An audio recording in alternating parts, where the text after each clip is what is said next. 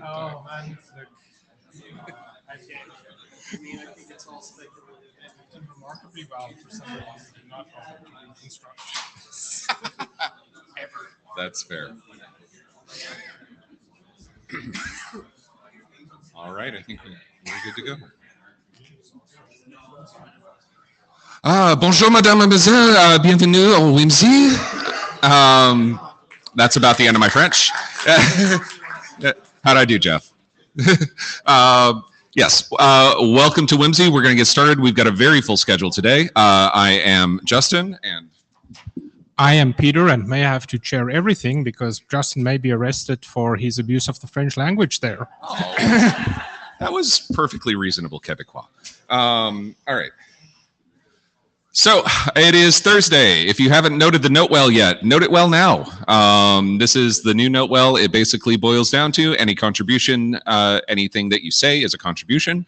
So you can't patent or sue people about it. And also be nice. Don't be a jerk. So more details available there.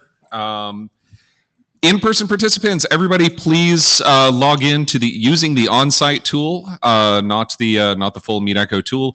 This not only gets you access to the queue, this also tells the secretariat how many people actually showed up in the room. This is how we do attendance, so they know how big a room to give everybody in the future. So please do that. Remote participants, welcome.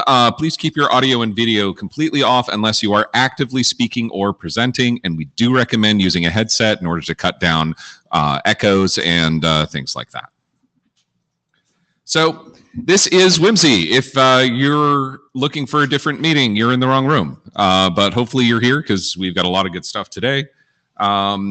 I want to start off with a bit of a caveat emptor that nobody noticed until early last week, I think it was. We had a typo in our GitHub bot for over a year and a half. That is the WISME weekly working group that nobody noticed. Oh, thank you. So this tells me, guys, pay attention to the GitHub bot emails. Like, there's important stuff in there. Like, read your email. Anyway, this is our agenda, where we've got a whole lot to cover.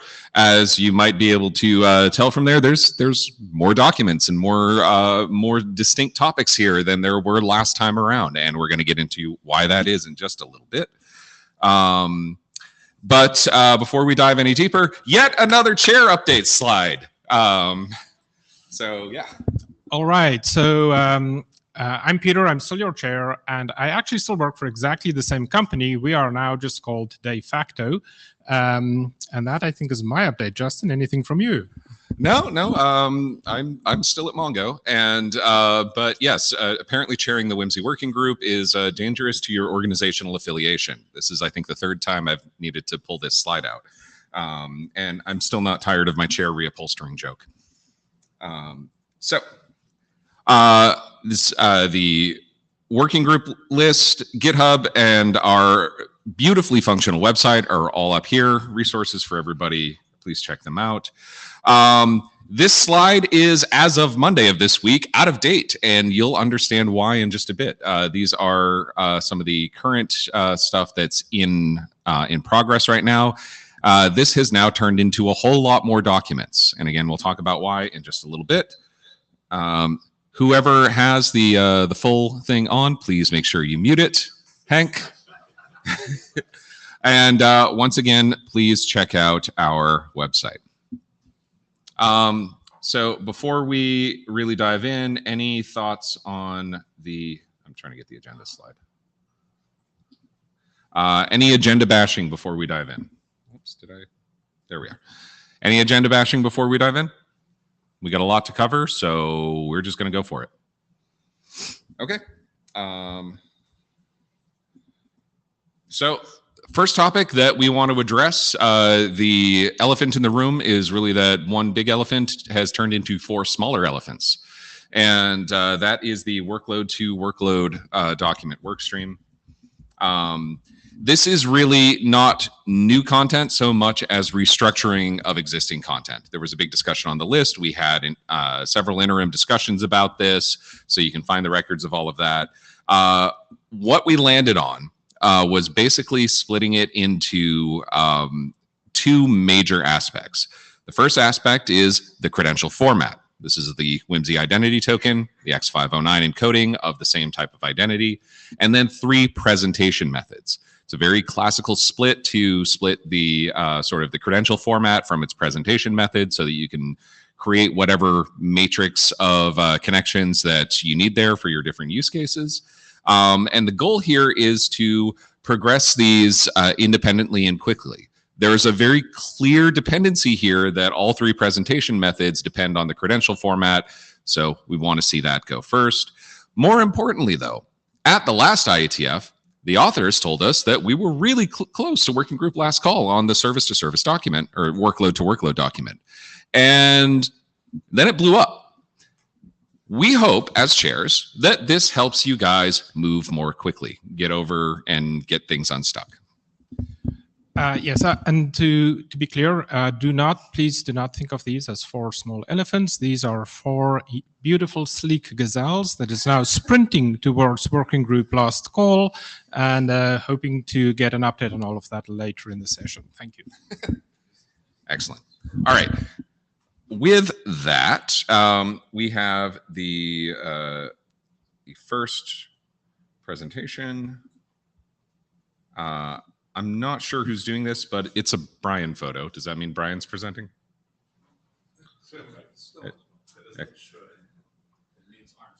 Arndt is presenting, so come on up, Arndt. I'm assuming that's a Brian photo because it's a good. Is that a Brian photo? It is a Brian photo. Oh, I see the copyright now. It was covered by the slide clicker on my screen. Here you go. Oh, here's the clicker. Yeah, perfect. Yeah. All right. Okay. Can you hear me? Perfect. Okay, so this is us, the first document. Just a bit of context. Justin was already talking about it. We split the WIMSE service-to-service protocol in 4 different documents because we get paid by the amount of RFCs we produce. No, I'm joking. It did make sense. That only works if you actually produce the RFC. So let's go. Okay. This presentation is about the workload credentials, and then afterwards we're going to have 3 different ones for the specific presentation and profiles. Yeah, this is the content of all the 4 specs. In the workload credentials, we talk about the problem space and the context. It contains the workload identity token and the workload identity certificate. There's a typo in there. It's the workload identity certificate and security considerations. They apply to all of the other 3, and there it's like literally like proof of key possession ways, different ways to kind of prove key possession. There's the authentication with HTTP message signatures. That's like the protocol and security consideration. There's the workload proof token, which is like a JOSI object that gets sent along the way. And then the one using mutual TLS with the certificate. Since IETF 123, we, on the workload credentials part of things, we had a couple of things. We added a section about key management, basically giving workloads, the workloads need to manage their own private key and their security considerations that come with it. We discuss the extensibility of the workload identity token. We clarify a bit the error handling, specifically why we discourage HTTP 401. This is basically to accommodate the ... authenticate header, and that would need to come with it, so we discourage it.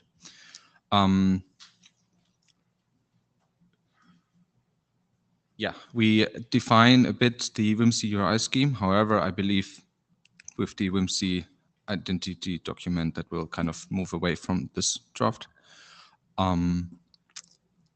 There is an implementation status section now where we list out the entities that have started implementing it. This is mainly SPIFFE area.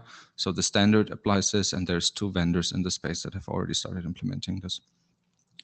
There's media type updates. So before it was WIMSE-ID plus jot, which now became wit plus jot, and Yaroslav has been added as a co-author. Yeah, so the next step is publish the document split. There's a couple of like security considerations where we're not yet clear if they belong into this document or in the specific profiles.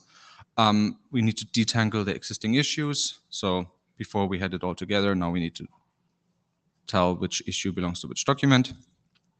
And we definitely want to prioritize issues for this document over the other drafts. Not that we're not going to neglect the other drafts, but this one will ideally go first. And that is it, actually. We don't have any questions. All right. We need to get going. Yeah. All right. Sounds good. The queue is open. Peter? Peter, chair hat on. How are we looking for working group last call? Do you have a sense of whether we'll have that before the next IETF meetings? I did not sync with my co-authors. I think it is possible, but there's still work ahead. I do believe, however, with the split, we're able to do this. The only remaining question is if we want to ship them together as a whole, or if we actually going to split it in multiple trains, sort of, so to speak, right?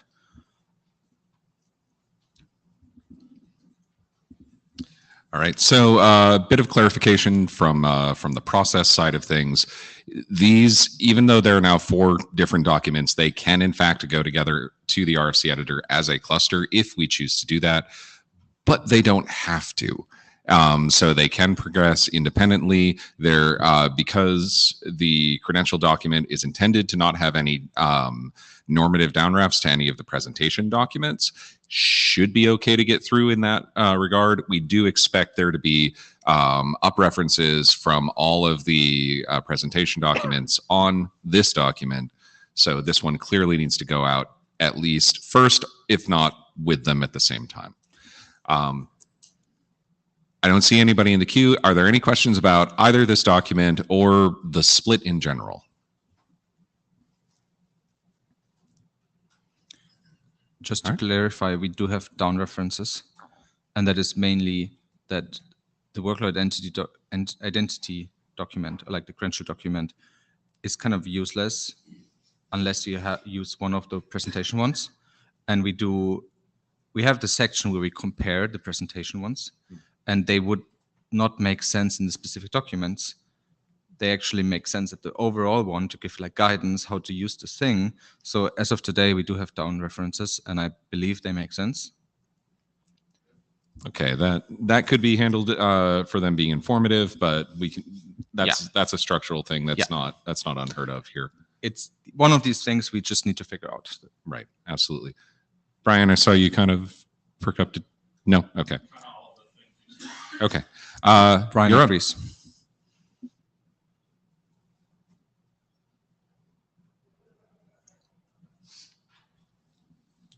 Ron, if you're speaking, we can't hear you. Oh, there we go. Can you hear me? Yes. you. Yes, you're good. So it's reasonably clear to me that we will need to go to RFC editor as a cluster. There is a strong dependency on this document. However, I think we should not hold a working group last call based on these dependencies.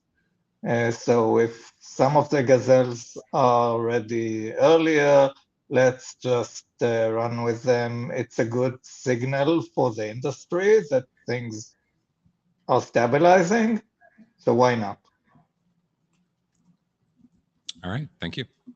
Regardless, please keep the reviews coming in and review this document. All right, Thibaut. Yes. First of all, the split makes the documents much easier. I feel like to read and to consume. So A little closer to the mic, Oh, please. yes. Sorry. Yeah. okay, I will move it like that. Is it Excellent, better? thank you. Okay. Yeah, the split make the documents like much easier to read. So yeah, thank you. One question I have about section 5, which is about the implementation status, which mentioned that like it would be removed once it's sent after working group last call. I do see that there's no like kind of like production for workload identity token. What is the status? For instance, you mentioned it's like beta. Like, do we have confidence that this will work down the line? Like what's the? I'm not sure I understand the question. So there's two types which are defined in the specs. So you have the workload identity certificate and the workload identity token. Yes. It seems the certificate is matured in like at least from the spec matured in production. It seems the token is more experimental.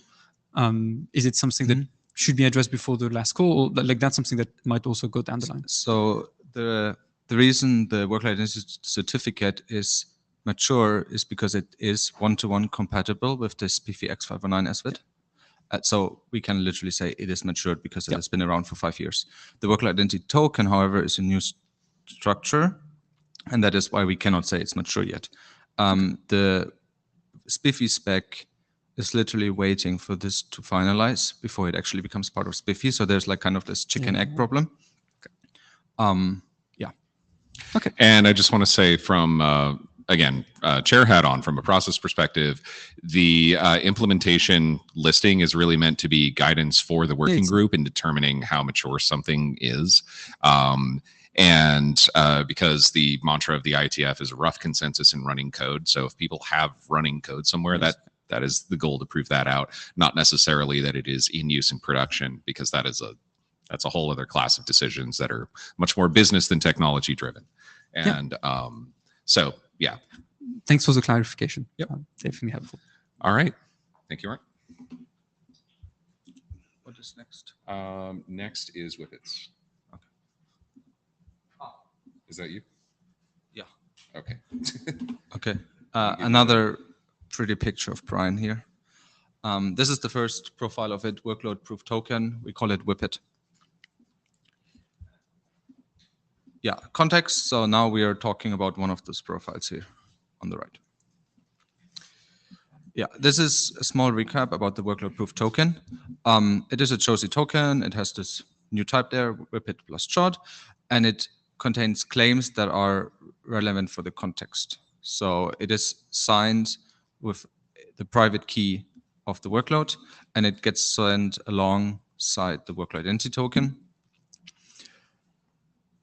In there, you see claims that are new, like the ATH, WTH, and OTH. ATH stands for access token hash, WTH for the WIT hash, and OTH is like a kind of a structure to kind of accommodate other sort of data you want to like kind of have the signature over. This workload proof token is generated for the request, as an example, right? Like it depends on the audience, which is kind of the way to scope this thing down and say this is only relevant for workload.example.com/path. It is one of the ways to prove the key possession for the workload identity token and make like workload identity token is not a bare token anymore with this construct. I hope I'm making sense. Yeah, since IETF, we've basically been very busy with the document split, and we weren't really able to get much other stuff done.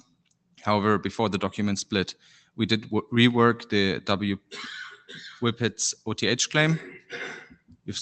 Here you can see that now it's a structure, and whatever's in here kind of applies to the header. So if you have a header you want to protect, for example, X session token, you kind of put it here, and this is, as far as I know, SHA-256 hash of that header value. Yeah. Media types are updated. I already talked about it. We discuss a bit the extensibility. I'll come to that directly afterwards. And same story, implementation status section. Yeah. We have one topic basically for today, and that is a discussion about the profiling guidance. The really neat thing about the Whippet is that it has this, it uses Josie and thus JSON to carry the claims. And it would be great to actually use this to become a bit protocol independent. So Brian and I believe that it makes sense to kind of allow to accommodate additional claims. For example, with protocols like gRPC or some async protocols like Kafka, to add additional context. So for example, in Kafka, it would be great to add the Kafka topic into this whippet. Or with gRPC, you may want to use the RPC or other stuff. So the question becomes, to what extent do we want to allow that and provide guidance? And if we do that, do we want to put it into the root of the payload? Or do we want to introduce one claim which kind of accommodates all those extending claims we want to add? So we're really curious to get your opinions on this. Rohan. Rowan May, this is just a clarifying question because you have you have the word scope, which I think you're using in the English meaning of the word and not the meaning of the word scope in the authentication Yeah, that's correct. sense. And you're also mentioning asking more than audience is really needed. Like there's some, the slide is a little bit unclear exactly what you're trying to say because of the kind of combined usage of words. Yeah, that's fair. Yeah, we're just asking for like the meaning of scope, not like scope in the context of OAuth. George, go ahead. Just curious what the difference is between that OTH claim and the possibility of extensions that you were just talking about. Because I was sort of expecting the OTH claim to be that extension container. So that was kind of like the first part of the question. And then the second one is the expectation that we should do separate documents to profile like the use of this in conjunction with other specs, because it feels like there's some timing issues that get complicated to try and sort of say this is how you might bind some other HTTP header into a whippet, right? So that you've got the server-to-server binding of the presentation of that token, which could be a bearer token. Anyway, so I didn't know if there's any thought around like whether the expectation is to have a bunch of small profiles around extending this for certain other specs, or if the expectation is to try and embed that guidance into those specs if they're not complete yet. Okay. The reason the OTH claim doesn't fly in this case is that it is basically we say these are the headers, and in other protocols that information that we want to maybe protect may not be in a header. It may be actually within the payload or other ways, right? So that is the reason. However, we may just combine those two if it makes sense, right? Like that. It's a good question. On the profiling question, I'm not sure it makes sense to bring it into this document. I rather imagine, like, for example, if, just as an example, the Kafka community would like to pick this up, they can do it in their governance body, or gRPC can be like totally external, right? It's just more like, do we want to allow for it? Do we want to add wording? And if we allow for it, what is the guidance? Yeah, so I'm in favor of figuring out how to put the guidance to allow for extensions. And I was not expecting that guidance for other things to go into this document. It was more about the other side of things, but I can take that offline. Thanks. Yarn. I'm not positive on the difference between this issue and section 312 in the old service to service document, where we talk where we talk about additional claims, is this more like a logical question compared to that one, which is about the physical claims? If I recall the section correctly, it kind of says in closed environments, you may introduce additional claims as long as they don't conflict with existing ones. But it kind of also means that, like, it allows for it, but it means they all go into the root of the payload, right? There's no way then to differentiate whether this is a claim of something else, or maybe someone introduces a claim called issuer, right? Is this then like, it makes it very difficult to differentiate between those claims. So in general, I kind of wonder if it wouldn't make sense to put it into a dedicated attribute at the root, like, for example, transaction token does with RCTX, to kind of differentiate between real claims and claims that are context specific. I would also say that if you define a profile for maybe a specific technology, that's almost by definition not a closed environment. You cannot assume this is a closed environment. So the whole question of INR registration comes up. Yeah, I agree. Okay, thank you. All right. You've got one more slide, Arndt, but we're just about out of time. Oh. Oh, yeah. Thank you. This most important slide in the presentation. That's adorable.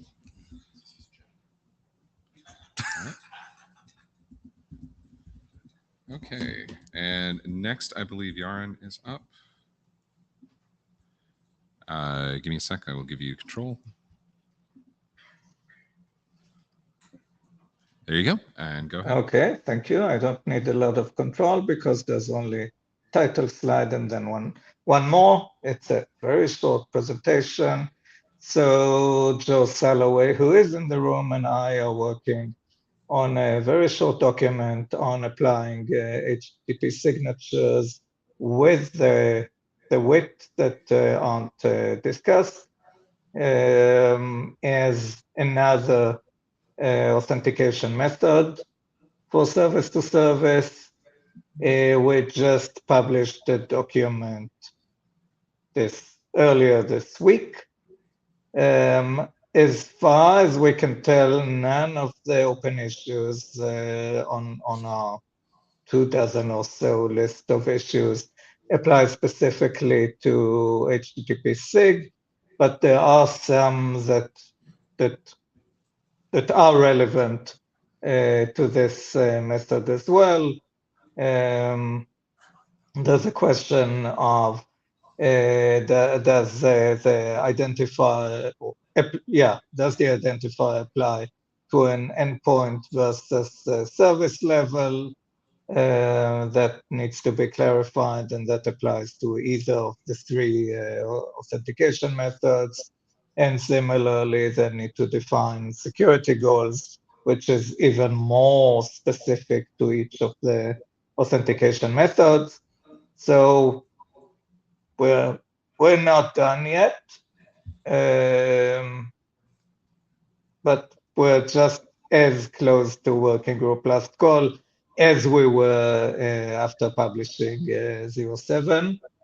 One more happy news is that a POC implementation was announced earlier this week, where they implement the WIT and HTTP SIG. So just FYI. Questions, comments?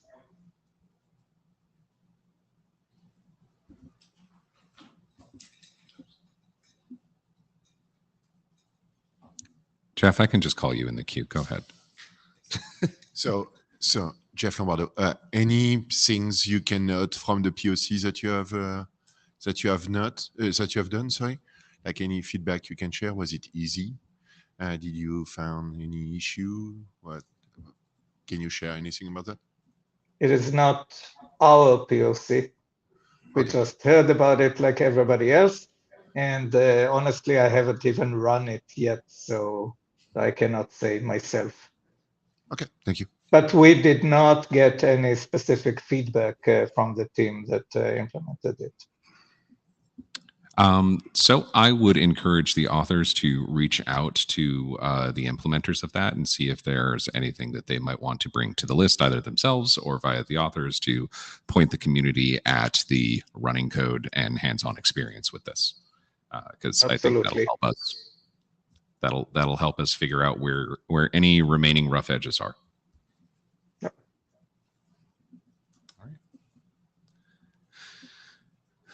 All right. Any other thoughts or questions? No. All right. Thank you, Yarn. Thank you. And let's see. Next up is MTLS.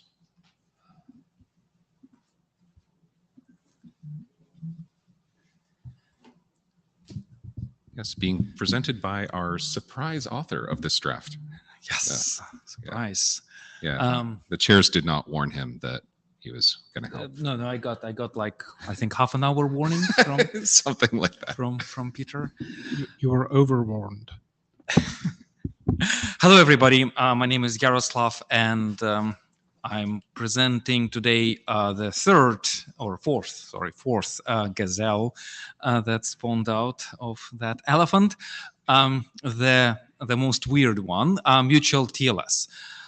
So Joe and I created the first draft of workload authentication using mutual TLS. The reason why it's the most weird one, because the original text actually said of the original elephant had very little to say about mutual TLS, other than it exists. You can use it. So it's something that we have been using for decades.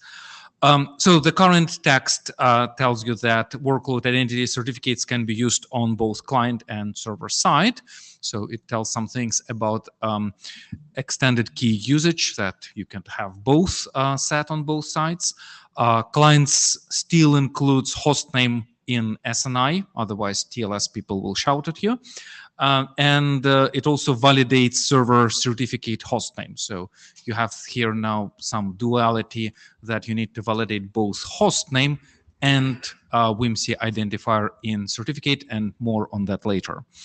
Server uses client certificate to perform authentication, authorization, and audit, which is what mutual TLS is all about.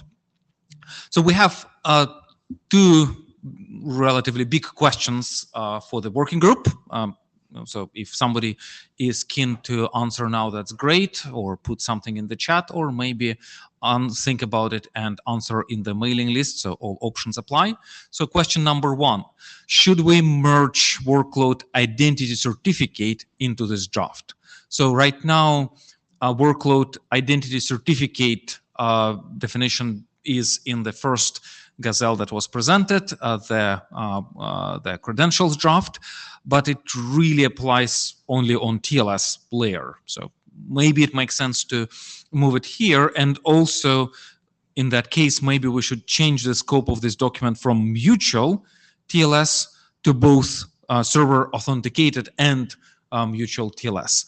So that's an open question. I don't think Joe and I have a very strong opinions on this matter. So anyone is keen to provide some initial feedback on this? Joe, you were on the queue to provide your not very strong opinion. Yeah. Oh, did I misrepresent you? No, it's not a terribly strong opinion. I did get a shock when I touched the thing, and so I don't know what happened. Okay. But anyway, so maybe my opinion was stronger than I thought. But the way I right now think would be best, just kind of thinking through it, is to still have the workload identity certificate be in the credentials draft, because it is a credential, but try to minimize that to like defining the format. Like, okay, we put the identifier in the subject alternative name of type URI, right? And then try to have all of the TLSE bits be in this particular draft about MTLS, so that all the kind of processing stuff would that's TLS related would go in here. That's kind of my thinking there, but certainly open to other opinions. Okay, Brian with Timbit. I'm eating one of Brent's 10 bits. Thank you, Brent. You ran out. I think I agree with a lot of what Joe was saying, although I hold the opinion also not very strongly. Trying to get the credential part into the credential piece and minimize it to that makes a lot of sense. Doing all the TLS stuff in the TLS draft also makes a lot of sense, especially as I say it out loud.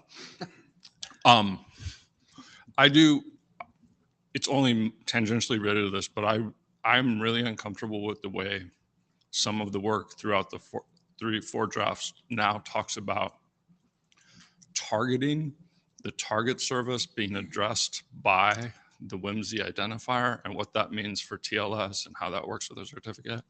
And I don't know what to do about it, but I hope we can think about that as we do this split too, and maybe that part gets moved down into the TLS layer here. That would. Yeah, we have a little bit more on that in the next slide, so bear with us. Good. I'll just stay up here, but otherwise I agree with Joe. Okay, thank you. Which is weird. Yeah, and Frank Schuster, I also would say Closer to the mic, please. okay, I would also keep them together because we do talk a lot about the difference between application level and network transport level, and splitting them out would kind of make it very difficult to differentiate when to use what. Just to be very precise with your language, splitting out, keeping together, what exactly do you mean by each Okay, of those? I'm sorry. Just because it's ambiguous, please. I would keep workload identity token, workload identity certificate together because it makes it very easy to differentiate between those two. Yeah, dot. Okay, thank you. Usama? Samatiu Dresden. So I would like to understand better what advantage will this bring and the kind of the system architecture that you have. For instance, like comparing it with the standard MTLS, if the standard TLS is terminating within that workload, what additional guarantee is it bringing to me by having that workload identity in addition to that authentication which is being done by MTLS already?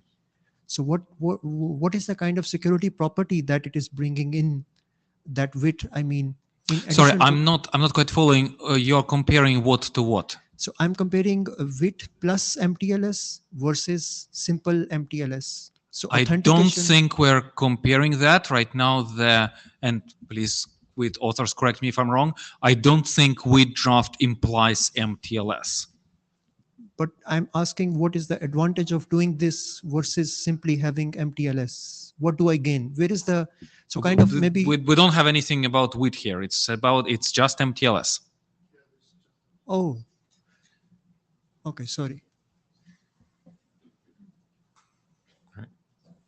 So yeah, maybe splitting was a good idea. It clears up some confusion. Okay, awesome.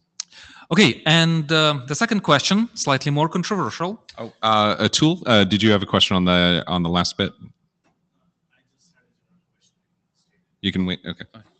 Okay, something slightly more controversial is would we like to have workload identifier server name identifier?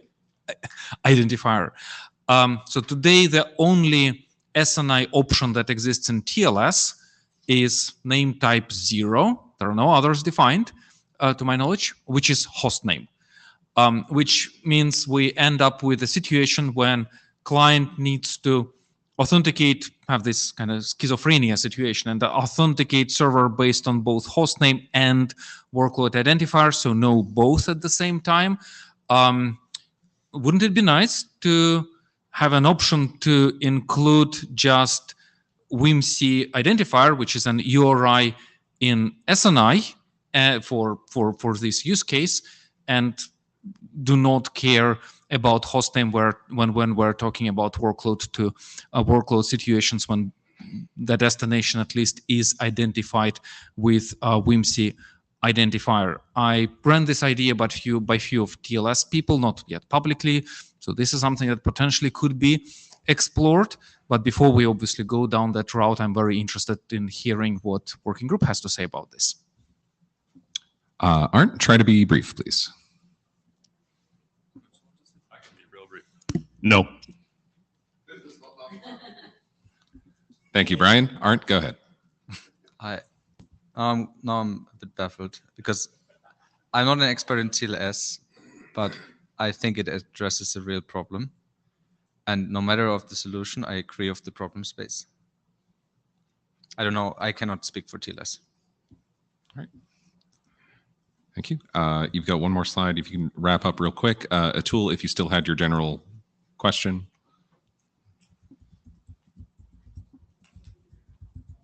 Please be brief. We are maybe running just on time. yeah. Well, maybe we can skip it. But like, there's some changes around extended key usage recently from DigiCert and Chrome. Is that going to affect this at all? I don't think web PKI, extended key usage, and other constraints necessarily apply here. But let's sync up separately and see if this is something that is relevant here. I doubt that, but let's check. Thank you. Let's bring that to the list of the issue tracker. That's a great technical question. Thank you. All right, I think that's the last gazelle. Oh, your own. Go ahead. An editorial comment that applies to all 4 gazelles, and I would like to have the chair's feedback as well. In the old S2S draft, we have an implementation status section. Now that section, as you know, is only there for the internet draft stage and is removed when it is published as RFC. Now, implementations will typically implement more than 1 gazelle. And to prevent all the confusion and duplication and mess, I suggest in this particular case to have the implementation status in a wiki instead of in the documents. Thank you, Yarn. I would encourage the authors to create a wiki page on the GitHub tracker then. But do you have something? Okay. I just want to check, Atul, you were in the queue. Or your question got answered? Okay. Yep. All right. Thank you all. And as the chair said before, we expect these gazelles to run real fast now, guys. So let's get this over the line. And that means we're going to need people reviewing and implementing all of these docs. So please pay attention to these changes as you see them come across the list. Thank you. Okay. Okay. So going to talk about the WIMSE architecture draft. Joe Salloway presenting on behalf of the authors that include Hannes and Yaroslav. So kind of what has happened since last IETF. We've published at least 1 additional draft, maybe 2, but we're at -06 now. And we did have an interim where we had a lot of good discussion. Not a whole lot has happened since the interim. We've addressed a couple issues. One, that we have a PR that we can discuss here if we want to use up all of our time. But it may not be necessary. We can probably take it on the list, but it might be good because since some of the people who are making comments on that particular terminology are in the room today. So what else? So main open issues that we're looking at right now is kind of recovering from the refactoring of the service-to-service document. Shouldn't make too much difference to our document, but I think it kind of, that split up kind of maybe helps us a little bit organize things a little bit differently in some of the sections, but shouldn't make a whole lot of difference. The identifier document refactor, which we'll talk about next, probably has a little bit more impact, but it's kind of a slice and dice, take some stuff out of this draft and put it in the identifier draft, or just kind of make sure that we don't have any conflicting information. There's a bit of terminology alignment that has to happen. Again, I don't think this is terribly significant, but there are a couple of things that we went over the interim that will probably run to ground before we can be done with this document. Then there are a couple of additional topics that still need more fleshing out, and some of these are security considerations. The draft talks a little bit about authorization. Authorization is probably one of the main key use cases why you'd want to do authentication and why we have all of this here. So we might want to say a little bit more, but I think we'll need some suggestions there. Same thing with there's been some talk about discussing more about the binding of credentials to other credentials or identity or whatever happens there. Probably use a little bit more text and discussion on that. Key management is also, we don't talk a lot about that in a concrete way. We may not need to in this document, but we probably should set up some sort of like you need to have some sort of key management, because most of the credentials we're talking about are key credentials. Attestation and that initial process, again, we talk about this a little bit. We're trying not to go too deep here, but are we covering enough so that it's useful? And is there anything else, additional scenarios? There's been a lot of discussion with AI related topics. I don't know if that really changes anything that we have in the draft, and we have a little bit of discussion here, but maybe we need to have a little bit more. So that's kind of some of the issues. Yeah, Usama. So my memory of the last meeting, not the interim, maybe I missed something, sorry for that, was that we are going to remove attestation from the architecture draft. So please correct me if I'm wrong. So the discussion was, to my memory, that there is no strong connection to attestation for now at least. And I would like to understand if there is any connection, what that is exactly. So the only kind of connection is that attestation is a process that happens in order to, in some cases, in order to issue the initial credential, right? So that it's kind of the precursor to what happens in the architecture. So I think that's probably all we need to discuss. And that's, so it, and maybe, and it's a term that's commonly used in this part of the industry for that process. But does it really mean the attestation that we think of in terms of RATs? So that's maybe my main question. That like industry may think of attestation in many, many ways, which is at least there are two definitions which one RATs does not agree. I can tell you it probably doesn't align exactly with the RATs definition. Absolutely. I think it probably does not. But how we, there probably should be some, there needs to be some text, I believe, on like, this is setting the stage for how the credentials get to the systems, right? And it's not something that we're covering in this working group right now, but it is like part of every solution that is based on these kind of technologies. And so what we could probably use help in is finding the right amount of text to put in there so that we can kind of set the stage, right? And put this in context so people can recognize, okay, this is what we're talking about. And, within the constraints of, what the terminology is in the IETF and what the terminology is in, say, something like SPIFFE. So my comment just in very short words would be just to see before going to of course we can contribute with how we in RATs view attestation, but what I would very shortly say is that first we should actually see whether that aligns with what RATs has, rather than going with the industry. We should see whether in the IETF how we pursue or how we view attestation, if that is aligned, then we should put it. Otherwise, I don't think we should put it. Okay. Hank. Thank you. Yes, I'm Hank, and I put a very hat on that is rare here. I'm speaking as a Trusted Computing Group Attestation Working Group, as a Trusted Computing Group Attestation Working Group co-chair. And I have no idea what you're talking about. So in the document, it says remote attestation, and it is all RADS references. This I understand. If you want to do any other safe assertion that helps to bootstrap a first initiate certificate, you should define that. That's also very okay. And then there is the trusted workload identifier work from Mark.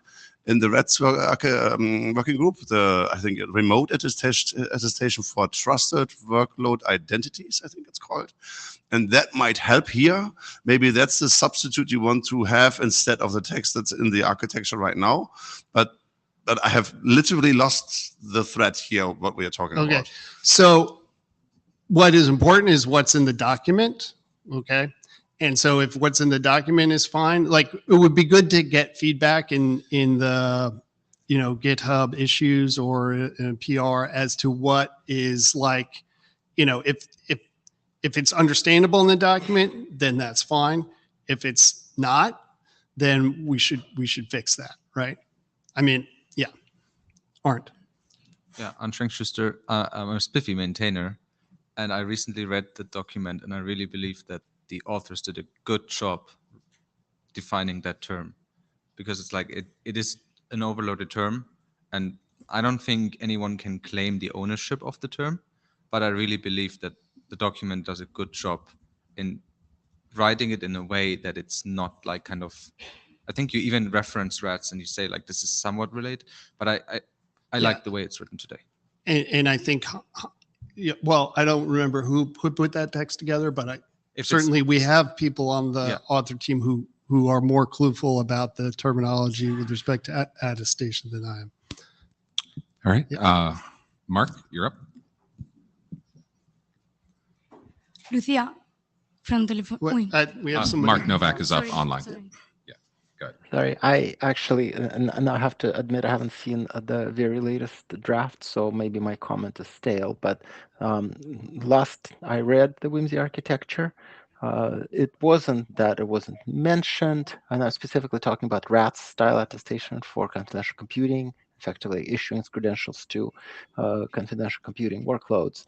But because WIMSE went into the area of, okay, you have an agent, you have a server, and the agent attests your node, that all of that is completely antithetical to how confidential computing works. So, you know, it's fine to leave the text as is, or maybe it changed and it's much better, but we simply need a way in which you know, we issue confidential credentials to WIMSE workloads. I said that at 123, you know, and I maintain that. So I'm happy to raise an issue or take it offline. So we're not going to decide it right this second. Okay.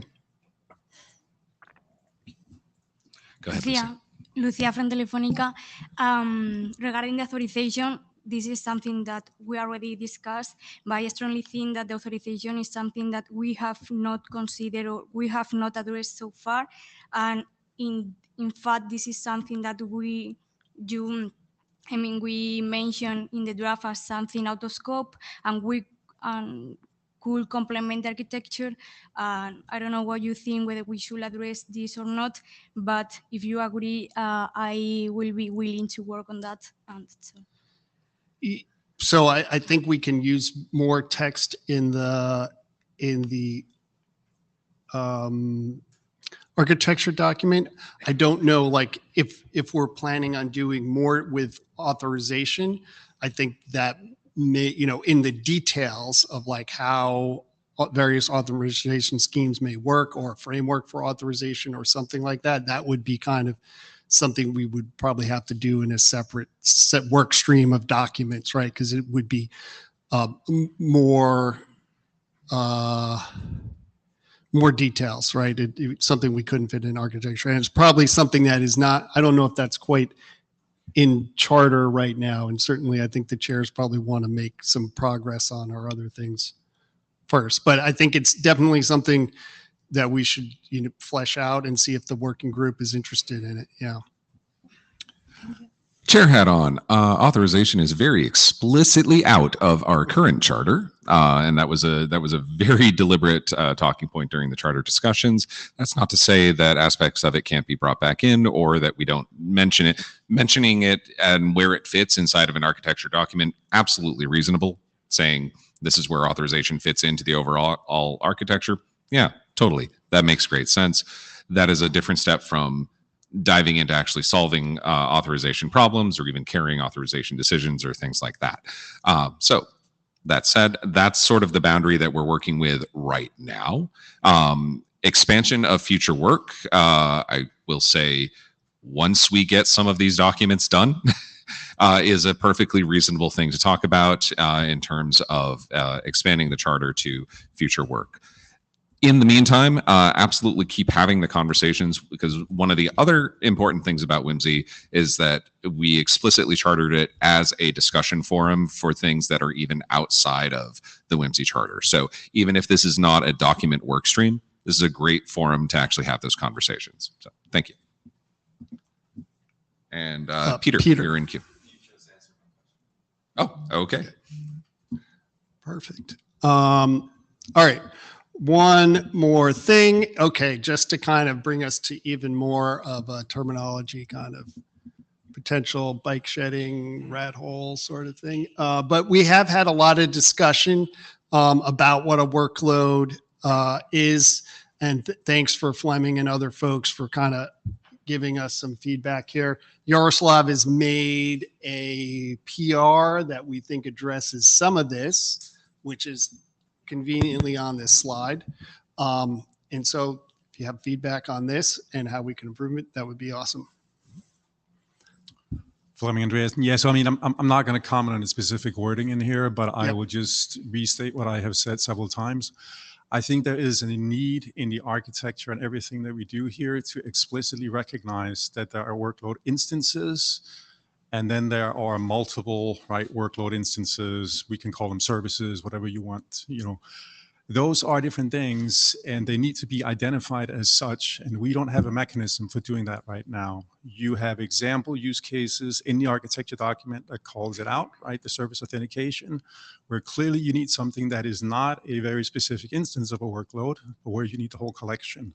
And it cuts across, right, a number of specifications here, and we need to resolve that. Okay, so just to clarify, it's like the difference between you can have multiple instances of a workload or multiple instances of a thing that are essentially the same software, but different instances of that. And one of those is an instance, and one of those is something that's maybe that's a, so that's, you know, I struggle with which is, to me, they're all workloads.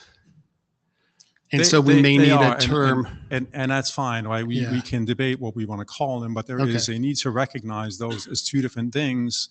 And when I hand you a set of credentials for me to know, what am I looking at here? Because if I want to make an authorization decision, I need to know, right? Typically that would be based on, should we say, the collection of workloads that are all the same. Whereas if I want to do logging or something like that, I probably want to know the specific instance. Sometimes I might want to actually have both. So should we be able to convey, you know, both of these different types of credentials at the same time, right? I mean, it quickly gets into a number of issues across these specs, and that's why I keep pushing on this one. Yeah, okay, makes sense. And this may also be a thing we need to discuss about that in the identifiers as well. Exactly. Because like, those are two different goals. Yep. Thank you. Jeff Lombardo. Yeah, I was going to that, like the identifier draft went into that. Or how deep should we go into the identification of the workload? In some cases, just staying at the workload is great, but sometimes going at the instance can be better, especially if we are like forcing some signal security, like the shared signal framework that might say, oh, this specific instance is bad. I need to like prevent it from communicating with my ecosystem. If we don't have this granularity into the identifier and we are not recognizing that an instance of a workload is still an object by itself, it might be more complex. Yeah. Okay. All right. Any other? We don't have to go into the specific text here, but I think this is a good discussion. I think we still haven't quite gotten there yet. I think the splitting out of the identifier draft will help here because like we were kind of waiting for that to happen. Any other comments, questions? If not, I will give back some time. All right, thank you. I think Yaroslav is next.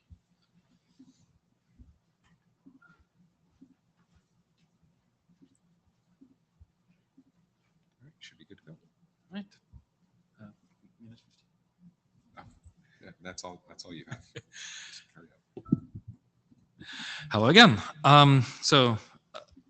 I'm presenting workload identifier draft, which was recently adopted. Thanks everybody who participated in the adoption call.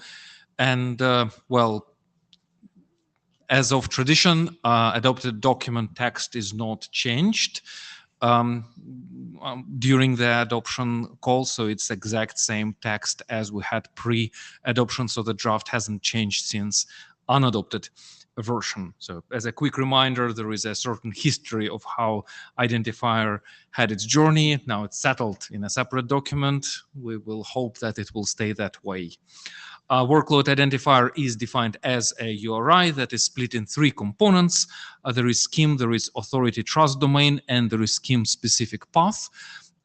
One addition that we're planning to make is group together scheme and authority trust domain as workload identifier scope, because in certain elements it's beneficial to be able to refer to a scope and without the path.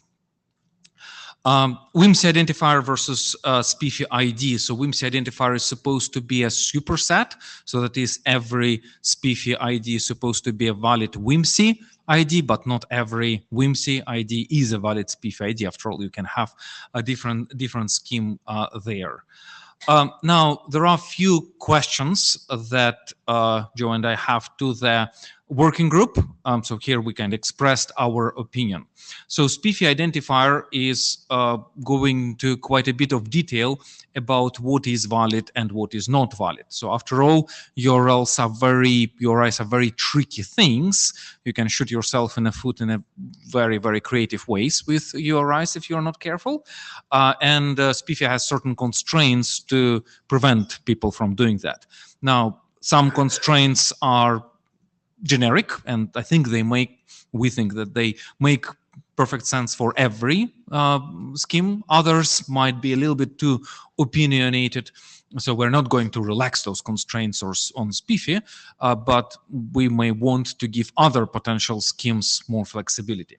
So first, hostname trust domain. So in green, I highlighted here things that I think should be adopted for WIMSE identifiers, so such as trust domain name must not be empty. I think that's common sense. It must not include query or fragments, and no user information or port, which again, I think makes sense. But if somebody disagrees, please raise your hand and speak up. Oh, Fleming. You asked for disagreement. Sure. Fleming Andreas, no, just a question for clarification. Sure.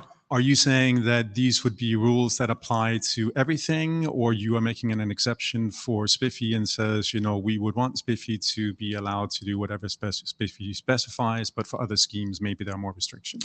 Not quite. So the train of thought here is to adopt some of the restrictions that SPIFFE have for URIs and enforce them for all other schemes. But for other things, give schemes their restrictions. So for example, SPIFFE says that host may contain only lowercase a, z, 0, 9 digits, a dot, dash, and underscore. Now, other schemes may want uppercase or IPv6 addresses, which uses colons and other things. So if we don't restrict those characters in WIMSE identifier, that doesn't mean that SPIFFE cannot restrict them anymore. They are a subset of what we have. So if you have a SPIFFE identifier with characters that are invalid in SPIFFE ID, that doesn't make it a valid WIMSE ID. Did I answer a question? Sort of. If I remember correctly, I think SPIFFE allows for IPv4 addresses. It does, just because it happens to be using digits and dots, which are okay, but it doesn't allow IPv6 addresses because they're using colons, which SPIFFE doesn't like. Right. Would you still allow those, or you would not? Not in context with SPIFFE scheme. Again, each scheme defines its own additional set of restrictions as it pleases. Yeah, So I when guess- you process workload identifier as somewhat opaque structure, you don't care about scheme. You're just passing it somewhere, copying it around, or doing whatever you want. You don't need to validate those constraints. But if you're treating that as a SPIFFE specific scheme and you want to validate SPIFFE specific constraints, then you apply SPIFFE rules. So what we're trying to do here is not to enforce additional rules that would constrain SPIFFE further, because that would bring us in conflict with SPIFFE, but bringing in some rules that make sense, that would apply for everything, including SPIFFE, and let SPIFFE be even more constrained than what we apply here. Okay, I think I understand. Thank you. Anshang Schuster, I believe SPIFFE has done well in restricting those. And while I'm not really opinionated what WIMSE will do, I kind of would question if there's any use case to allow an IPv6 address or have uppercase A to C and percentage encoding, right? And for me, the question is, do we really want to allow this and bring this burden onto the workload and developer that has to deal with all that stuff? Right. Parsing URIs? Like, it just, like, I don't see the need, because like... So look, again, I perfectly understand why SPIFFE decided to go this path, right? Yeah, Again, if you're comparing two URIs and one has uppercase string and another has the same things in lowercase, are they equal? Are they not equal? That's a sometimes philosophical question. The train of thought here is there are other potential schemes that some people might do in public clouds, for example, or in other environments that may have their own constraints, their own ways of dealing, of naming trust domains, and they don't think we should be restricting them.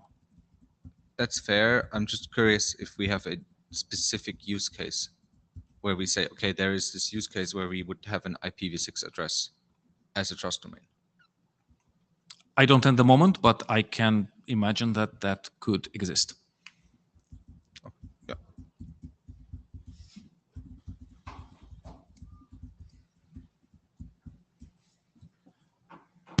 Sorry, I think, oh, you could hear the discharge.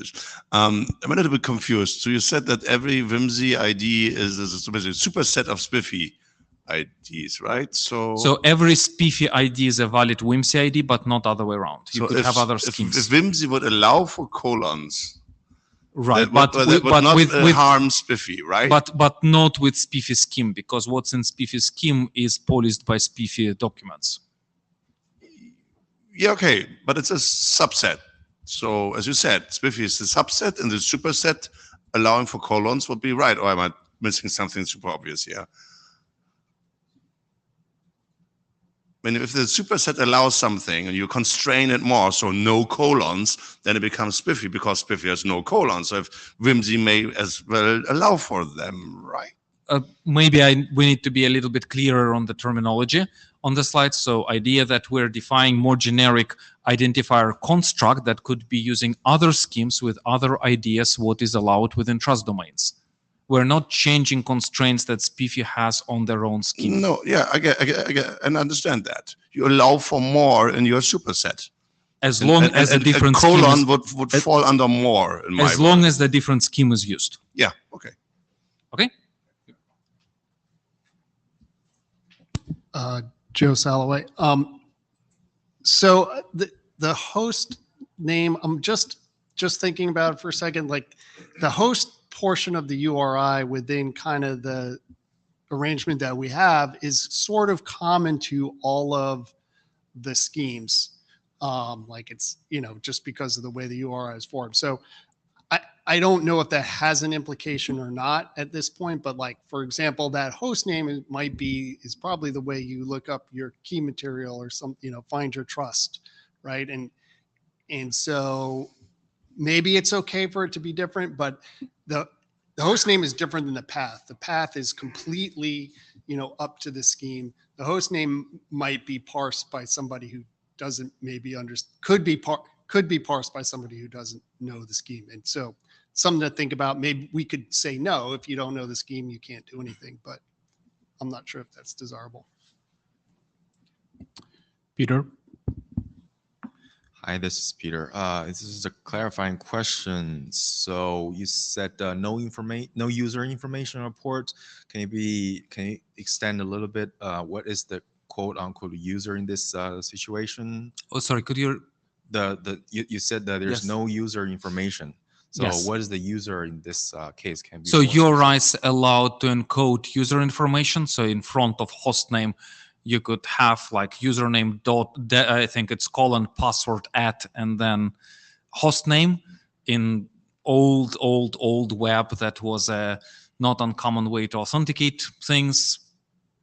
Yeah, that really shouldn't be applicable here. And It's part of URI. It's unfortunate part of URI specification that we don't want to inherit here. And is there a specific? Okay. Okay. Yeah. Hello. Hello. Thanks for doing this with half an hour notice. Pam, what's your name? So I've missed a couple. Just go. I don't even want to know. I've missed a couple of these sessions, so this could be the dumbest question ever. But from what I see reading the spec, and just from the conversations about the superset subset, is there a way to recognize a WIMSE ID from the ID itself? Because I mean, as far as I can tell from what I'm reading and from what's presenting, any URI might be a workload identifier, but the only way to tell which ones are workload identifiers is because they're used in workload identity, but there's nothing about them that in and of themselves. Correct. Yes. Okay. So aren't they just URIs? I mean, I guess I question what's the use of having a workload identifier spec if there's no way to tell? So that's first of all, sorry. that's not a dumb question at all. That's a great question. URIs are very broad. They are very versatile.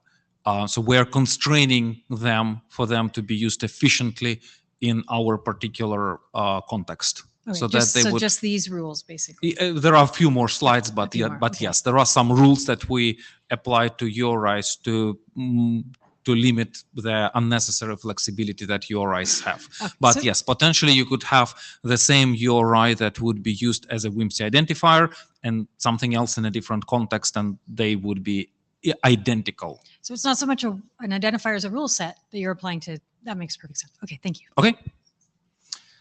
All right. Now, SPIFFE is quite opinionated about path.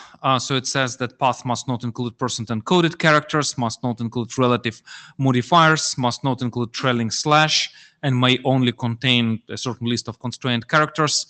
Again, current train of thought is that it really should be scheme specific.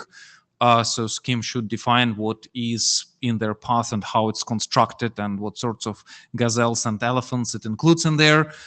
So at the moment, we believe that we shouldn't constrain schemes from doing whatever they think is right. And then another thing that it's all in green this time, length, identifier length. And again, it feels that SPIFFE has done quite a good job there. So right now, SPIFFE wording that we think of inheriting is endpoints must support up to 2048 bytes in identifiers. Identifiers should not be longer than 2048 bytes. And well, trust domain is limited to 255 characters, but that's just URI specification. It's not SPIFFE specific constraint. Again, it feels that those are very reasonable limitations that would allow implementers do the right thing, regardless if they're limiting themselves to a certain scheme or just treating WIMSE identifier as some kind of opaque URI they would like to pass along. Any comments on that in the next 10 seconds? Okay, and then final question, WIMSE scheme. So WIMSE scheme has been used before. I think it's still referred to in S2S draft or some part of it. So is it something that we want to define here? And any proposals on restrictions, usage guidelines of WIMSE scheme? But it feels to me that we're out of time, and this is something that we need to take to the list. In considering that, it would be interesting to know who would be the user of such a WIMSE scheme. So if you have an implementation or a specific use case, that would be helpful to understand. Yep, fully agree. We have a little bit of time, so if there's anybody that has a comment on this, please come up now. Otherwise, we will move along. Yaron, if you're sorry, if I may, Yaron, Yeah. if you're still online, yes, yeah. maybe you can answer Peter's question, because I think you were the main proponent of the WIMSE scheme. Yeah. Yeah. So the WIMSE scheme is basically defined negatively as people who want width but are not using SPIFFE. So there may or may not be such people. I don't know.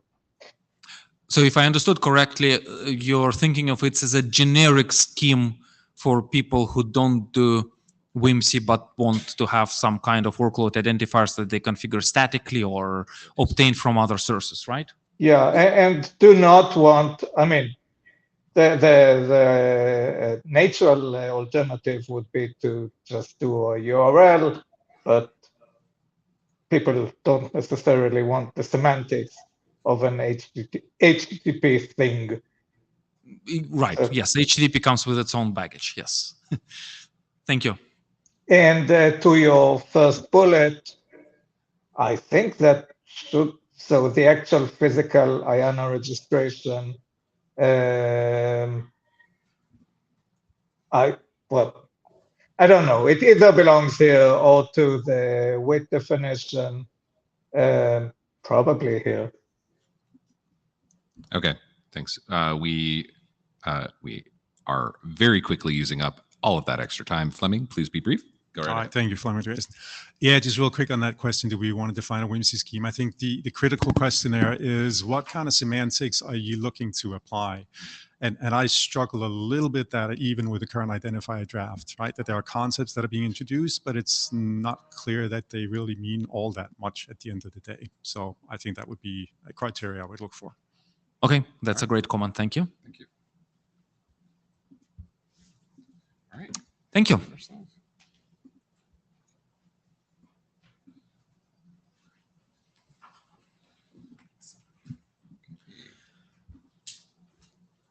So this is a very quick update on the workload identity practices currently in working group last call.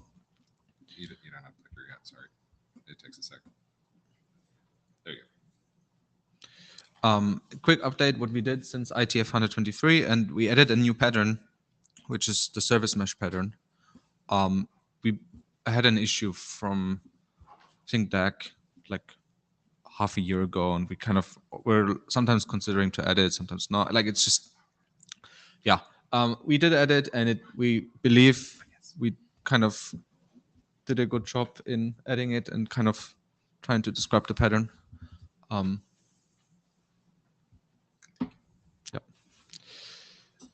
We added another topic which talks about multi-tenancy considerations.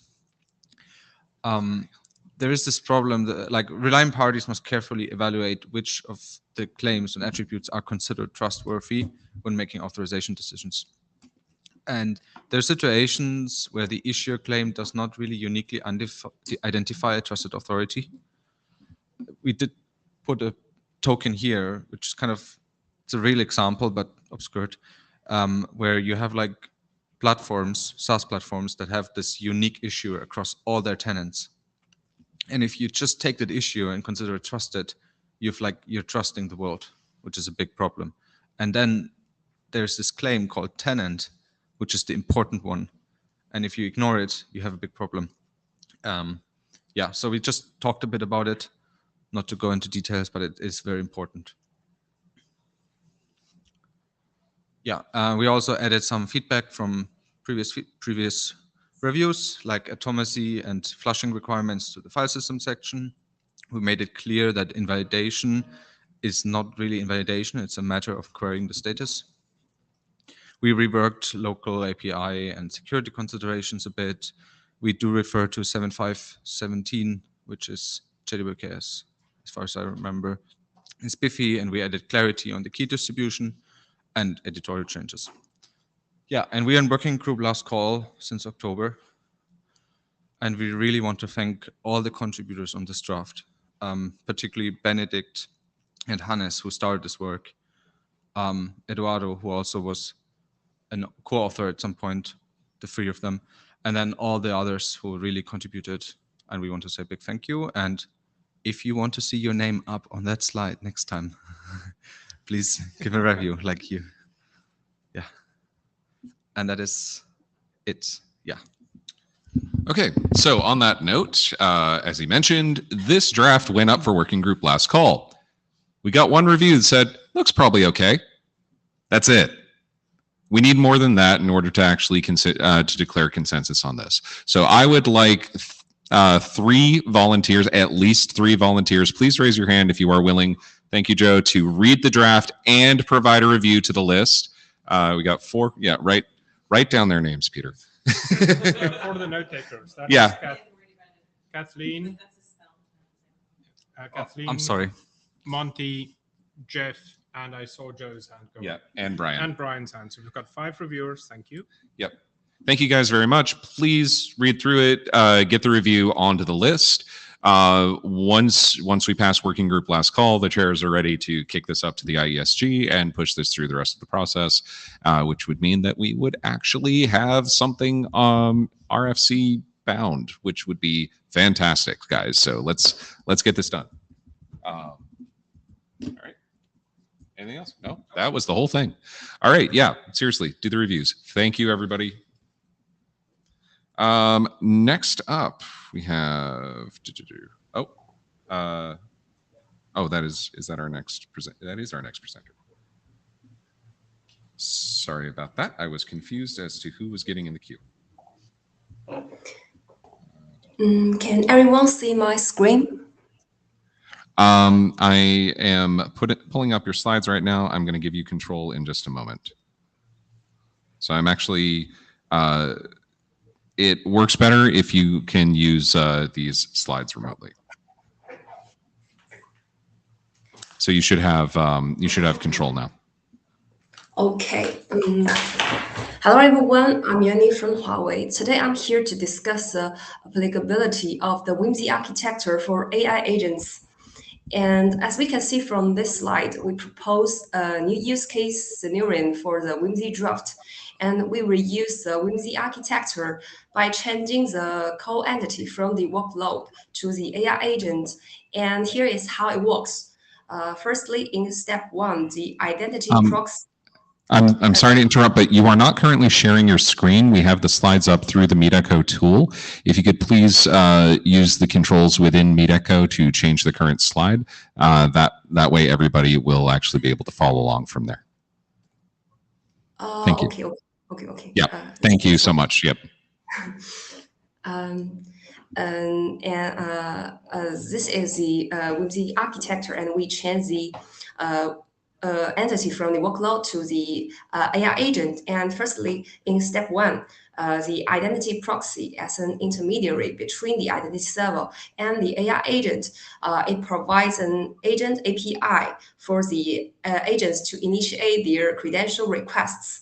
And in step 2, the proxy forwards these requests and the evidence for verifying the optional status of the AI agents to the identity server.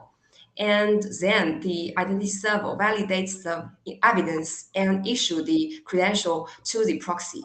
And finally, the proxy forwards these credentials to the AI agents.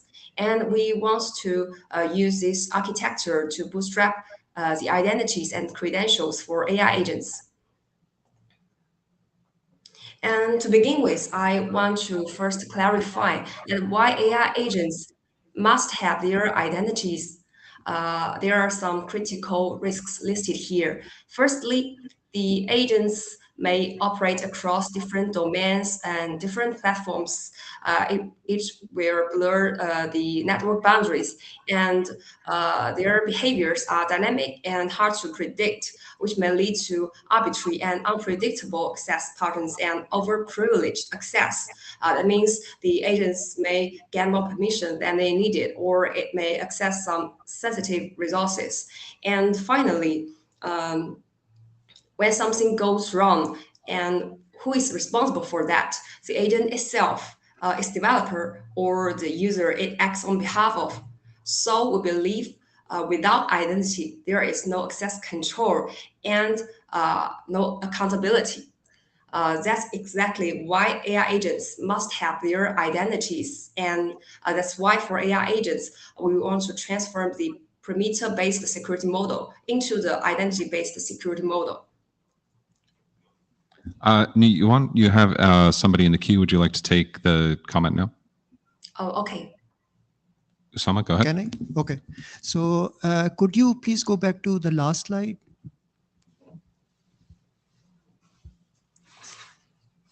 Yes. So could you clarify what is this evidence in step number 2? Is this the RATS evidence? It's about the remote attestation, and the proxy serves as the attester, and it collects the evidence from the hosting operating systems and hardware and send them to the identity server. The identity server may serve as the verifier, and also there may be another third party to be the verifier and to deal with the evidence the proxy provided. So I would have expected the agent to be the attester rather than the proxy to be the attester. So isn't the proxy just acting as? Okay. The proxy collects the evidence, but the evidence is about the agent's operational status. So again, so could you repeat? I'm not following. So who is the attester in this case? Is it the agent which is shown in the brackets workload, or is it also the agent API, or is it the identity proxy? Who exactly? What is the boundary of the attester in this case from RATS perspective? Usama, this is not a RATS meeting. Sure, but I'm not understanding what's going on here. I appreciate that. We have 4 minutes left for this presentation. Thank you. I encourage you to. I encourage you to take the further questions to the list. Thank you. It does seem there's a little bit of lack of clarity in the communication here. Thank you. Thank you. Please go ahead. Okay. To establish such an identity-based security model, and there are several requirements. Today, we were just focused on the first one, bootstrapping independent, trustworthy identities. It is the foundation for all the others. So let's take a look at the character of the agent identity. Agent identity is not just about itself, but it has the full complexity of the user identity, because the agent may act on behalf of a human user, an organization, an administrator, or somebody else. Since current access control is done primarily based on the user identity or its roles or its attributes, we believe agents should have a credential that both denotes its identity and its owner's identity. This dual identity credential can serve as an input for access control. So issue such a dual identity credential, we made some extensions, added step A and B between steps 2 and 3. So here is how it works. When the identity server receives the credential request and evidence from the proxy, and it validates evidence and forwards the credential requests to the user to initiate a user confirmation workflow, and the user confirms, and it will make a cryptographic signature to bind its own identity to the agent identity. And then the identity server can issue a dual identity credential to the proxy, and the proxy can forward it to the AI agent. You might be familiar with the check protocol. It is often referred to as the human in the loop, although it also includes a human user for confirmation. Its objective is quite different from us because the check focuses on the per task access token, and it requires user double confirmation to control the AI agents. Especially, it wants to avoid the unexpected actions of AI agents. So it's about the risk management of tasks.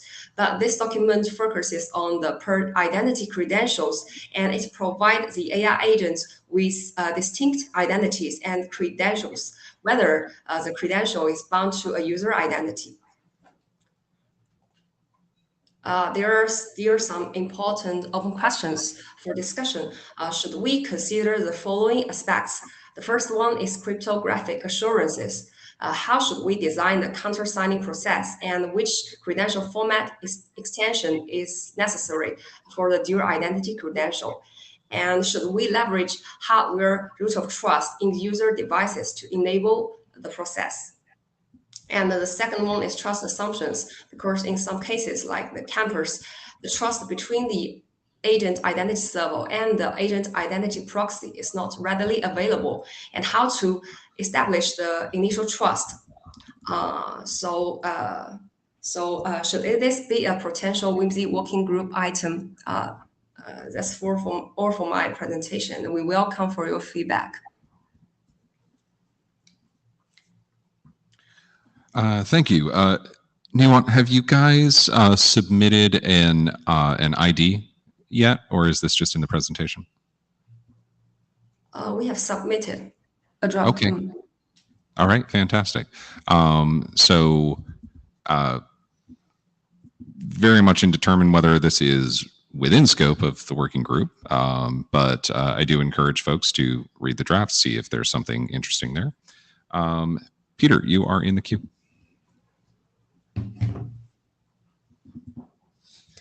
Hi, this is Peter. I think as part of a author, I think this is just a starting point to really discuss this topic, because right now when we're looking at AI agents as a new technology, our clients, our customers, their chief security officers, it kind of keeps them awake at night, that they don't know how the AI agents are actually accessing what kind of sensitive information, and potentially retrieving PIIs from their sensitive databases.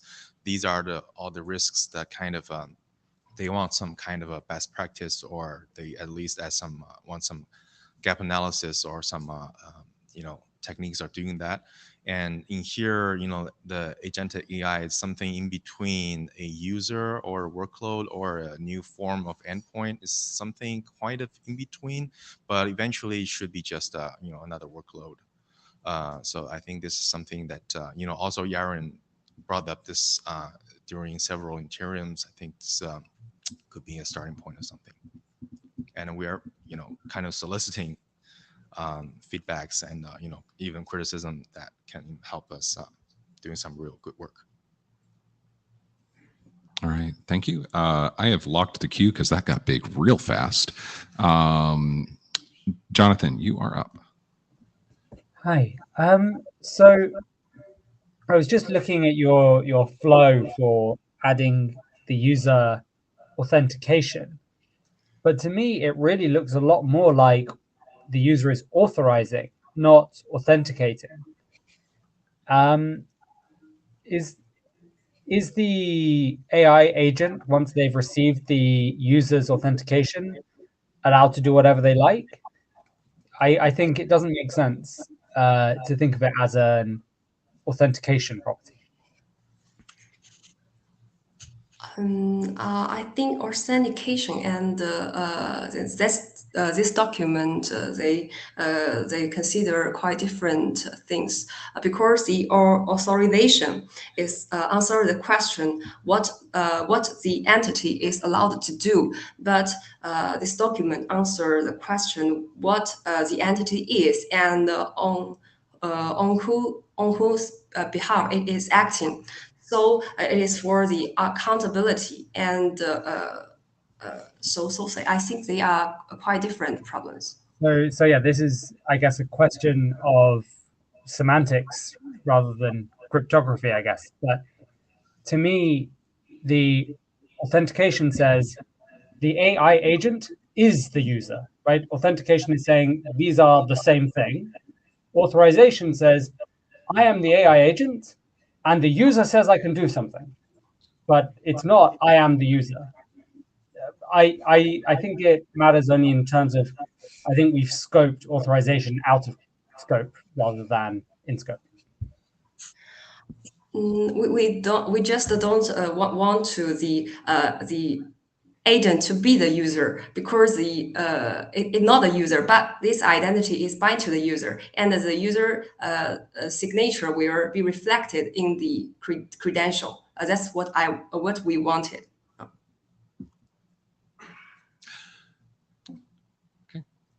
Thank you. And I'm going to encourage the rest of the queue to go a little quick because we are. I'll be brief. Thank you, Yaroslav Zscaler. I'd like to take a step back. There are lots of talks at this IETF meeting about all aspects AI and agentic AI. We had side meeting on agents to agents. Agents were mentioned in many different avenues. I think before we decide that agentic scheme or agentic AI is WIMSE working group item or not, we need to align with other working groups and interested parties. I don't know what's the right IETF avenue for that, but I think this is jumping the gun a bit. We need to agree on overall IETF approach to this problem before considering this as a working group item. Thank you. Jeff Lombardo, AWS. If you look at just your diagrams that include the user, I think I agree with Jonathan about the authorization. But if you remove AI, I think that's what we have into the architecture document of the WIMSE. It's not so far. As soon as the AI agent, which is the workload, got a piece of credential, that's just an OAuth2 client credential. And then you're just starting an authorization code ground flow with the user. So I think we could compose from a lot of things that already exist in order to achieve what you aim to achieve. And unless I miss something, which I hope to be able to catch up by reading your proposal. Thanks. Fleming Andreasen. Yeah, I agree with a lot of what has been stated already, especially what Yaroslav was saying. I think the problem is real, but it is a little bit premature to get into the solution, let alone whether WIMSE is the right place to do that work. All right. Thank you. That is the end of the queue. So we are going to queue up the next speaker.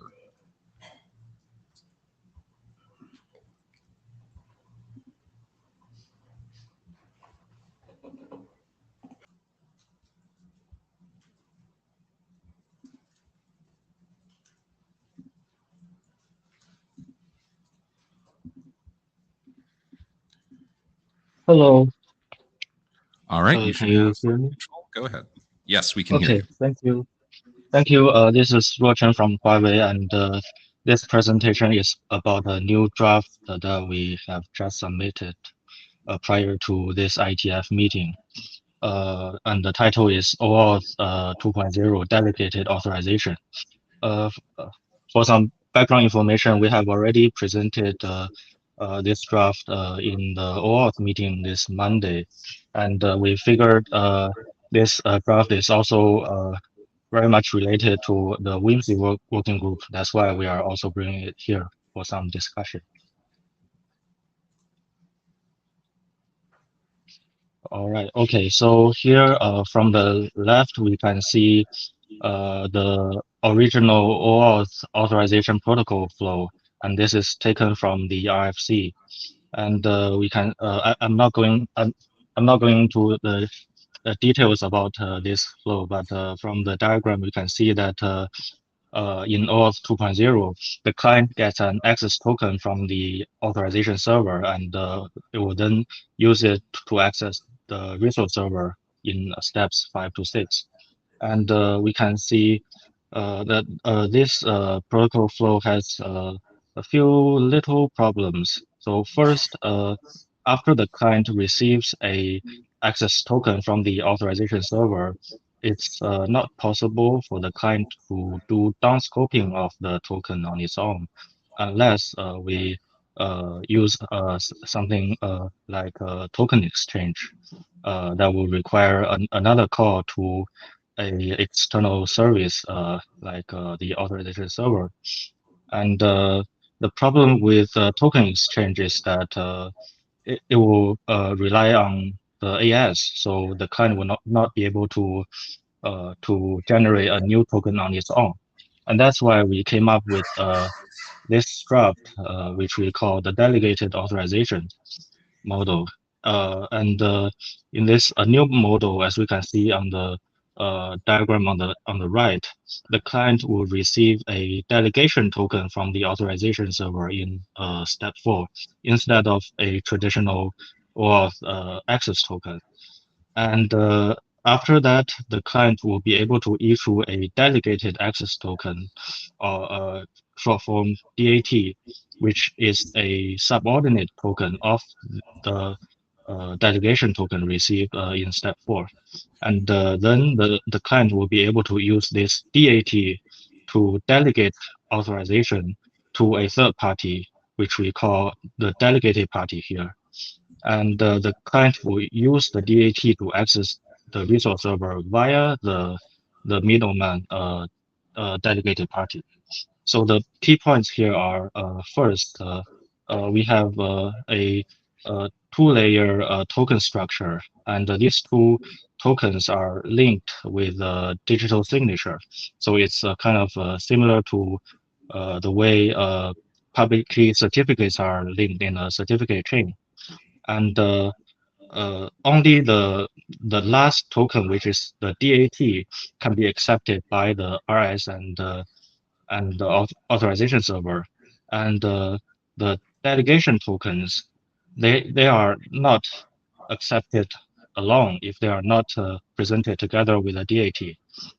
And the resource owner would only need to request one token from the authorization server, and then the client, as well as any middle parties, will be able to perform downscoping of the token on their own without sending additional requests to the authorization server.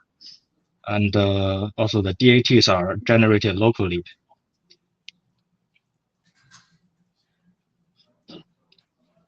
Okay, so on this page, we present some example tokens. On the left, we can see a delegation token, and on the right, we have a delegated authorization token that is a subordinate token of the token on the left. We can see from the picture that the part colored blue are the permission within the claim sets, and the permissions in the DAT are a subset of the permission in the DT. And yeah, we can see that the scope in the DAT is email read, while the scope in the DT has an additional permission for sending emails.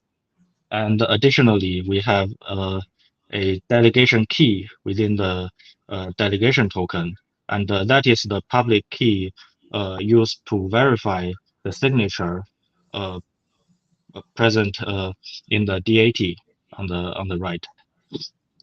And in addition to that, we also need to embed the parent delegation token within the DAT.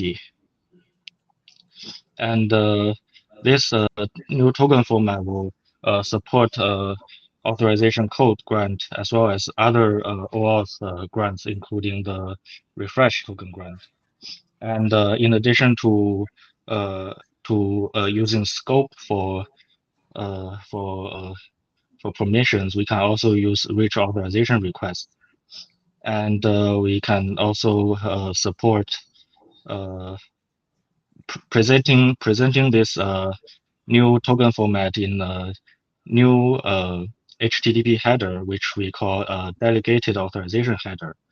And in order to allow the client to discover which kind of permissions are required by a middleman delegated party, we have also designed a delegated party metadata file format.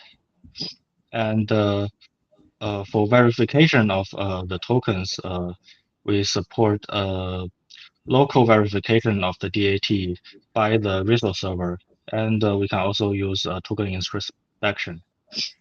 And in addition to digital signature schemes, we can also use encrypted tokens or JWE for the DT. And for the DAT, we can also encrypt the token in addition to having a signature. Okay, on this page, we have presented some possible use cases of this new scheme. In cases case 1 and case 3, we have only one delegation token and one delegated access token, and the client that receives a delegation token from the authorization server directly will use it to issue the delegated authorization server. And in all the other cases, there are more than one delegation tokens in the chain, and both clients and delegated parties are able to issue delegated tokens or delegated access tokens. Okay, on this page, we have shown how this scheme differs from RFC 8693 token exchange. So the first difference is that this draft allows creating subordinate tokens that do not involve external services. Well, for token exchange, it will involve a external STS. And also for this draft, the subordinate token generated is directly linked to the superior delegation token. Well, that's not the case for token exchange. And for delegated authorization, the delegation can happen at any node along the invocation chain. So that includes the original OAuth client and delegated parties. Yeah, but for token exchange, the exchange can only happen within the trust domain of the target resource. And the delegation tokens used in delegated authorization are never used as access tokens, but for token exchange, yes. So I need to interrupt here. We are at time. You have a couple of people in the queue. I'm going to suggest we go through the queue and then we can wrap up. Thank you very much for your presentation. Okay. Thank you so much. I'm mostly done. Jeff Lombardo, AWS. So anyone who has the D key can sign DAT, because you are returning a DT. You are returning a DT and the keys over there, and you are using this key to sign DAT. So it means as soon as the DT is out of the bag, anyone can sign DAT, right? The DT, the key included in the DT is a public key, and the private key is kept by for the first DT. The private key will be kept by the OAuth client, so it's not given to anyone else. And the public key will be sent to the AS during the OAuth flow. So that will be included in the DT. You talk about digital signature and you say this is the public key which is inside the DT. I'm not signing with my public key because otherwise everyone else will need my private key to be able to verify the signature of the DAT. So there is like a big problem over here. And so that's the, like, this is unclear. Other than that, you don't want to go to the AS. I don't understand why, because now in terms of session management, you have like a tons of tokens that will be unbound to any session, and that might be a big problem for session management from my perspective. Okay, I think the main reason we want to avoid talking to the AIS for token generation is that, like in some cases, like in most traditional OAuth use cases, talking with the AIS would mean that like the user will need to log into the AIS and click on an authorize button, and that can be tedious. So I think if the user only needs to authorize the client application once at the beginning, and then the client application will be able to generate tokens with smaller permissions on its own, it will be simpler for the user to use the application. George, go ahead. And please keep it quick. Yep, George Fletcher. So the first thing is OAuth 6749 allows explicitly for downscoping using the refresh token and the token endpoint with no token exchange. So it seems to me that what's critical here in your flow is this assumption that something on the client machine must be able to generate these quote unquote downscoped tokens. And I think that creates its own significant set of security issues because depending on whether you're passing, like if you pass all the scopes right in every delegated access token, then everybody sees what they all are anyway. Like I don't know, I'm not sure it's solving that much of a problem, but to me that's the critical aspect, is that you're starting with this assumption that the client needs to be able to downscope its tokens locally. And then I think you have to deal with all the security implications of that. So if the client can reach the authorization server, you don't need to do anything new. Client can have a refresh token, it can downscope its scopes. If all you really care about is the scopes that are in the original access token, where it had 3 being changed to 1. I'm of the opinion that oftentimes the authorization model internal to the backend services is quite different from the authorization model that's assigned to clients. And that creates a bigger problem if you're really trying to do fine-grained authorization within your backend. Thanks. Yeah, thank you so much. Thank you, George. Yeah, I agree. It can be problematic for the client to consider like how to securely generate tokens with with finer grain permissions.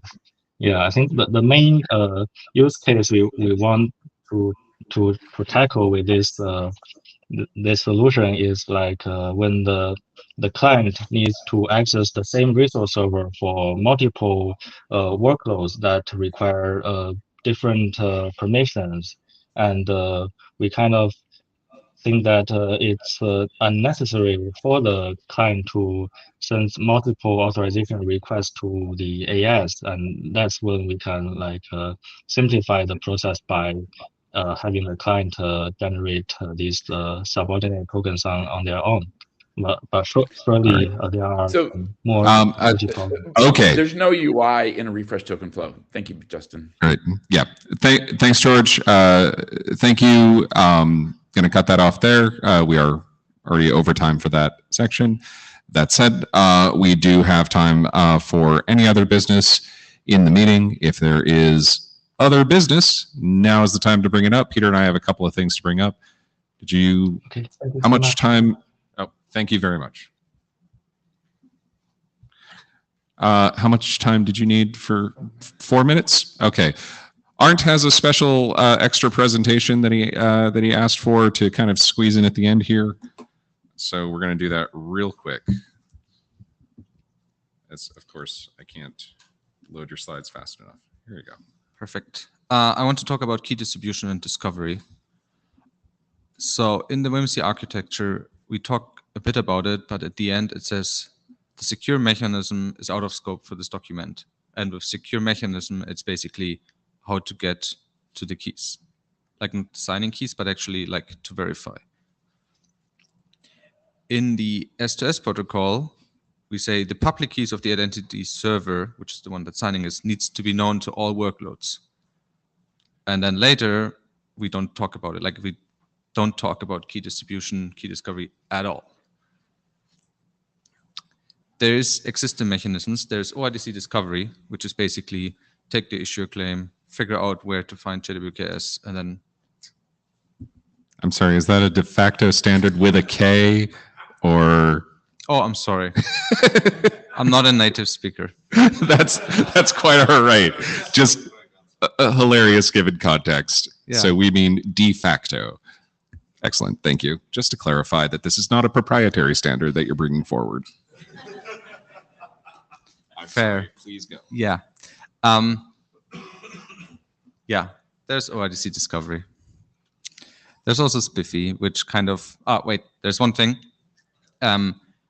It has a pull model. So in order to find out if a key has been revoked or is not allowed anymore, we rely on the workload to actually check periodically if the key is still there. In SPIFFy, there's this bundle. It is delivered via the workload API, and it has a push model. So workloads are actively notified if the trust is updated. The problem is there that it's not discoverable. So the trust domain is arbitrary and it's not resolvable. So spiffyexample.com is not necessarily a trust domain of the DNS owner of example.com. So you cannot say example.com is spiffyexample.com and these are the keys for it. And that because of that, almost every SPIFFy deployment adds the issuer claim into the JOT. And that effectively creates two ways to get to the keys. You can either do SPIFFy or you can do OIDC discovery. And that's really not great for interop because it is the weakest link of those two that will, like, yeah. I did put one of those short SVIDs that is very common down there. And you can either take the subclaim, go to use my-trustdomain.com and use SPIFFy, the SPIFFy bundle for it. Or you can use the issuer IETF.org, use OIDC discovery, and get the signing keys there. Yeah, and in WIMSE, we don't talk about it at all, right? Like, also the trust domain is arbitrary, it's not resolvable. It's kind of okay-ish for inter-trust domain use cases because you can be opinionated. But the moment we talk about interop and cross-trust domain use cases, yeah, we don't talk about it at all. And I think we should tackle this. It's like, in my opinion, the biggest gap we have as of today. We don't talk about it at all.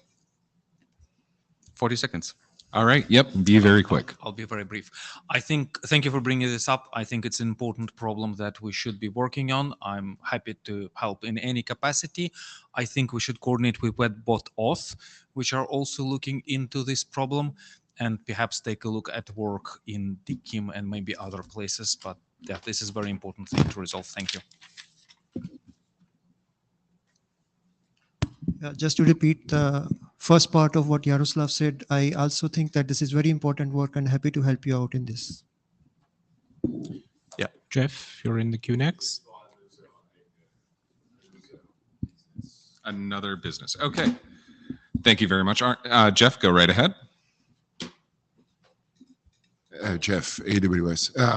There was a lot of discussion onto the collision in between client identity metadata document from OAuth draft and the SPIFFy ID, which is not routable. So yeah, maybe that's something the WIMSE working group or WIMSE identifier, sorry, I should say, should look into the collision of the two. Like because there is a lot of element into OAuth working group maybe tomorrow about how the SPIFFE client can authenticate with OAuth and all those kind of stuff. So maybe something to take care of. Thank you, Jeff. Okay, and with just a couple minutes to wrap up. First, as chair, we have 7 documents in flight. You don't get any more until you finish some of those. I'm sorry, you don't. Seriously, we have a bunch of stuff that is pretty close to being done though. So let's please really buckle down, get these things over the line.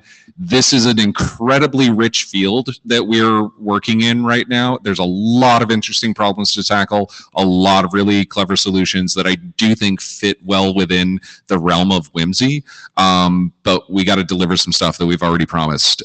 So let's get that stuff going before we take on new official stuff. In the meantime, I encourage folks to do individual drafts, have discussions on the list, all of that kind of great sort of more free-form stuff. Please do. With that in mind, can I get some people to commit to please get some people to commit to reviewing the split workload to workload draft set? Looking for a couple of hands. Fleming, anybody else? You want more than just Fleming yelling at you guys. All right, we will make a call on the list. These are effectively new documents at this point, even though it's existing content. We want to make sure the split was done in the right place and it is addressing the right suite of problems. Thank you, Fleming. Look forward to hearing your thoughts on those. And that was really my main thing. Oh, we have Hank and Fleming in queue. I didn't even notice. Hank, go ahead. I'll be really quick. What does out of the working group mean when it's an auth 48 or when it's an RFC? Because there can be years between those. Sit down. Thank you. Fleming, next. I would just suggest that maybe we should do some interim meetings. I thought that worked really well since the last one. So let's just get them scheduled. Okay, thank you for that, Fleming. Final thought from me. Thank you to all the authors who've worked so diligently in splitting up the specs, and really looking forward to that accelerated move forward. Thank you, everyone. Yes.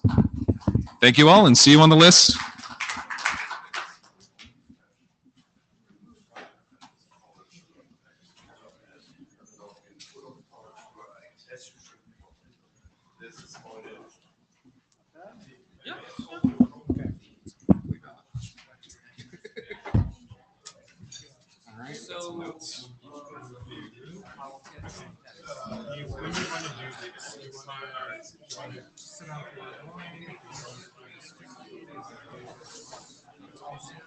Let's do